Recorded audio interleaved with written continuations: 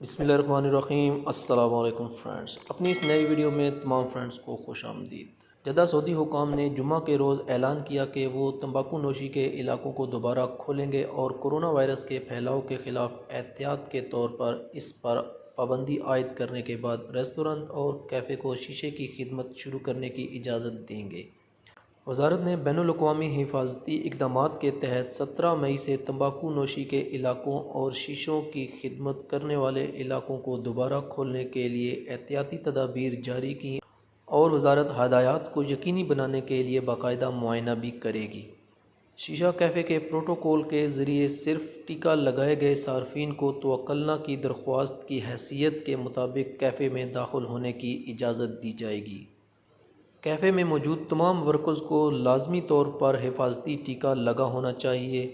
Cafe के मेज़ों के माबैन माशरती फ़ासला यकीनी बनाना होगा। शीशा की खिदमत सिर्फ़ खुले इलाके में ही होगी।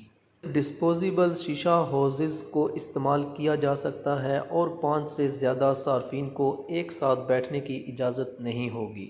तो फ्रेंड्स, उम्मीद करते हैं आज की वीडियो आपको पसंद आई होगी। इस तरह की मज़ीद इंफॉर्मेटिव वीडियो हासिल करने के लिए हमारे चैनल को सब्सक्राइब ज़रूर करें। आपके कीमती वक्त का शुक्रिया। अस्सलामु अलैकुम व रहमतुल्लाहि व बरकातुहू।